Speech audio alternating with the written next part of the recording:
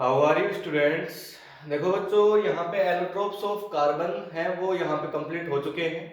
अब हम जो नेक्स्ट टॉपिक है ऑर्गेनिक कंपाउंड्स उसके ऊपर चलेंगे इस चैप्टर के अंदर। यहाँ पे सबसे पहला आता है क्लोरोफ्लोरोकार्बन, ठीक है, या फिर जिसको आप बोल सकते हैं फेरोन, ठीक है। तो फेरोन और क्लोरोफ्लोरोकार्बन के बारे में, इसके यूजेज, इसकी फॉर्मेशन, इसका नोमेनकल्चर, सारी चीजें हम लोग आज के वीडियो के अंदर डिस्कशन करेंगे, ठीक है। तो सबसे पहले तो आप ये समझिए कि जो फेरोन है वो आप बोलेंगे किसको, सीएफसी किसको बोलेंगे, ठीक है।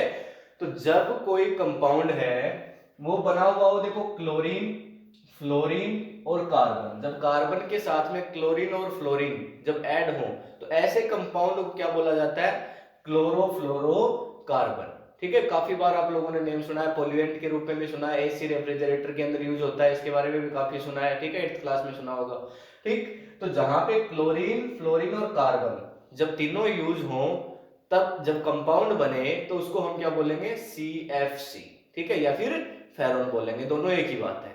तो यहाँ पे हम इसकी फॉर्मेशन के लिए एक एग्जांपल लेंगे जो आपकी बुक के अंदर है, फेरोन 11 का, ठीक है। किसका एग्जांपल लेंगे, फेरोन 11 का। कैसे बनेगा, कार्बन टेट्राक्लोराइड, ठीक है, कार्बन टेट्राक्लोराइड, हम ये लेंगे, कार्बन टेट्राक्लोराइड लेंगे। देखो कार्बन और 4 हाइड्रोजन इसलिए टेट्रा, तो कार्बन टेट्राक्लोराइड प्लस में हाइड्रोजन फ्लोराइड, ठीक है, क्या लेंगे, हाइड्रोजन फ्लोराइड लेंगे।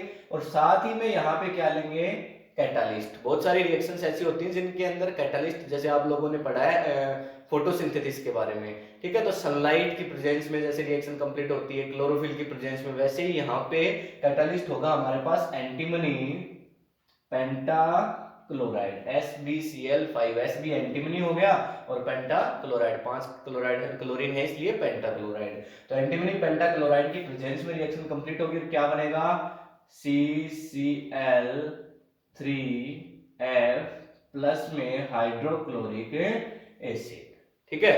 इसको आप क्या बोलेंगे, ये जो आपके पास में बन गया यही क्या है, फेरोन, क्या है, फेरोन 11, ठीक है। या फिर इसको आप बोल सकते हैं, देखो ट्राई क्लोरो, ठीक है, ये क्लोरीन 3 है इसके लिए आप बोलेंगे ट्राई क्लोरो, ठीक है। उसके बाद फ्लोरो, ठीक, और मेथेन, क्या बोल सकते हैं, ट्राई क्लोरो फ्लोरो मेथेन। तो देखो कार्बन यूज हो गया, क्लोरीन यूज हो गया, फ्लोरीन यूज हो गया, इसीलिए क्या बन गया, एक क्लोरोफ्लोरोकार्बन CFC या फेरोन, ठीक है। और इसका नेम क्या है, फेरोन 11।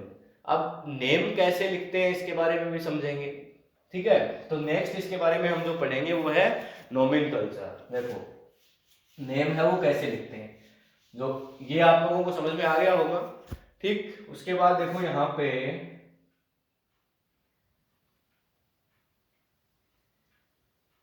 नोमेनकल्चर की बात करते हैं, नोमेनकल्चर ऑफ फेरोन। तो नोमेनकल्चर ऑफ फेरोन के अंदर बात करेंगे तो सबसे पहले आप एक फॉर्मूला है वो याद रखिए, कौन सा, फेरोन XYZ, ठीक है। आपको ये फॉर्मूला याद रखना है, फेरोन XYZ। अब फेरोन XYZ ये फॉर्मूला है, इससे सारे जितने भी फेरोन आपके पास में उनका नेम आप लिख सकते हो। समझते हैं, देखो X क्या है, Y क्या है और Z क्या है, ठीक है। X इक्वल टू यहां पे होता है नंबर ऑफ कार्बन एटम्स, क्या होता है, नंबर ऑफ कार्बन एटम्स, और -1, यानी आप इसको बोल सकते हैं C-1। यानी जब भी आपको कोई बोलेगा इस फॉर्मूले का नेम लिखिए तो आप उसमें कार्बन देखेंगे और उसको -1 लिख के उसकी नंबर को रिप्रेजेंट करेंगे, ठीक है। Y की बात करते हैं, Y equals to number of hydrogen atoms, number of hydrogen atoms, और यहाँ पे आप करेंगे +1, तो क्या कर सकते हैं, H+1, ठीक है। आप ये करेंगे, मतलब जब भी आपको फॉर्मूले में हाइड्रोजन जितने भी होंगे आप उसमें 1 ऐड करके, या 0 होंगे तो 1 उसके लिए आप पुट करेंगे। और Z क्या है यहाँ पे, नंबर ऑफ फ्लोरीन एटम्स, तो फ्लोरीन एटम्स जितने भी होंगे इसमें आपको नहीं देखना है, ठीक। आपको सिर्फ यही करना है कि ना तो -1 पुट करना है ना या +1 पुट करना है, जितने नंबर्स होंगे उनको एज इट इज रख देना है। तो एक एग्जांपल से समझते हैं, देखो यहाँ पे मेरे पास है CFCl, ठीक है, CFCl3, ठीक है, इसका मुझे नेम लिखना है, ठीक। अब इसका मुझे नेम लिखना है, तो ये पहले वाला ही आपको पता है फेरोन 11, लेकिन कैसे नेम आएगा देखो, सबसे पहले मैं क्या लिखूंगा यहाँ पे फेरोन, फेरोन लिख दूंगा। अब एक्स वाई जेड फॉर्मूला है मेरे पास में, देखो एक्स वाई जेड, और एक्स क्या है, number of carbon atoms minus में 1। देखो इसमें कार्बन आपको कितने दिखाई दे रहे हैं, 1 कार्बन दिखाई दे रहा है, इसको -1 करेंगे तो कितना बचेगा, 0। तो 0 को हम चाहे लिखें या ना लिखें, डजंट मैटर। उसके बाद देखो नंबर ऑफ हाइड्रोजन एटम्स +1, इसमें हाइड्रोजन आपको दिख रहा है क्या, नहीं है, 0 है, तो 0 + 1 तो 1, तो फेरोन 1 हो गया पहले। उसके बाद ये 1 हो गया, आपको दिख रहा होगा। उसके बाद देखो क्लोरीन, यहाँ पे फ्लोरीन, जेड के बारे में देखेंगे तो नंबर ऑफ फ्लोरीन एटम्स, तो 1 फ्लोरीन दिख रहा है, तो ये 1 हमने यहाँ पे पुट कर दिया, तो इसका नेम क्या हो गया, फेरोन 1 या फिर आप फेरोन 11 बोल सकते हैं, ठीक है। तो इस तरह से हम नेम्स है वो रखेंगे।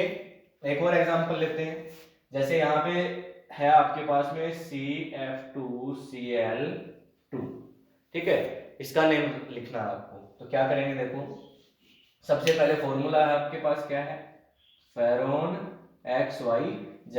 एक्स के अंदर यहाँ पे देखेंगे कार्बन, तो देखो 1 है, तो कार्बन 1 है, तो इसके अंदर से -1 कर देंगे, तो नहीं लिखना है, 0।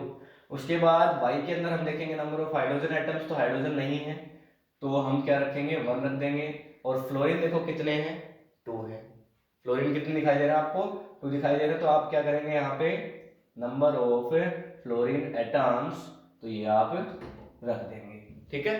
तो ये क्या हो गया, फेरोन 12, ये इसका नेम हो गया। उसके बाद देखो यहाँ पे नेक्स्ट जो एक एग्जांपल है वो हम देख रहे हैं C2F2Cl4, ठीक है, ये एक एग्जांपल है जो हम देख रहे हैं। यहाँ पे देखो सबसे पहले फिर से वही नाम लिखना है आपको, फेरोन, फेरोन। उसके बाद कार्बन देखो कितने हैं इसके पास में, 2 है, और -1 करना है, तो फेरोन 1, 1 -1 करेंगे तो 1 बचा। उसके बाद नंबर ऑफ हाइड्रोजन एटम्स +1 है ही नहीं, तो यहाँ पे 1 आ जाएगा, 0 + 1। उसके बाद देखो जेड, यहाँ पे फ्लोरीन तो 2 है, तो फेरोन 1 1 2, ये नेम हो गया इसका फेरोन का। तो इसी तरह से आप समझ गए होंगे, जब भी आपके पास में पूछेगा क्वेश्चन 1 नंबर में या 2 नंबर में, जैसे भी आपको पूछा जाए कि फेरोन है उनका नोमेनक्लेचर कैसे करेंगे, तो आपको ध्यान रखना है फेरोन XYZ फॉर्मूला।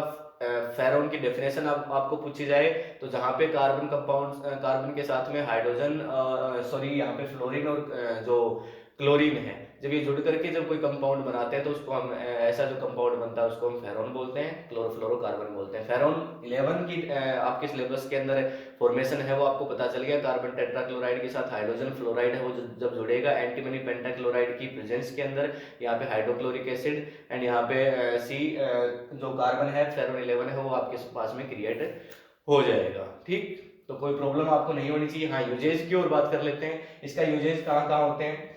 तो सबसे पहला देखो इसका जो यूज है वो किया जाता है कहाँ पे इसका जो फर्स्ट यूज है वो किया जाता है कूलेंट के अंदर, ठीक है। ज्यादातर कूलेंट आप कह लीजिए जहाँ या तो बाइक्स और या कार्स के अंदर कूलेंट डलता है, ठीक। दूसरा इसका यूज किया जाता है रेफ्रिजरेटर, किया जाता है नहीं था, ठीक है। पहले के टाइम में जो CFC गैस है उसका यूज किया जाता है रेफ्रिजरेटर में और AC में, ठीक है। आजकल वहां पे इसका यूज है वो बंद हो गया, उसकी जगह 2,4-डाइमेथिलीन हेक्साडाइमाइन जो गैस है उसका यूज है वो किया जाता है।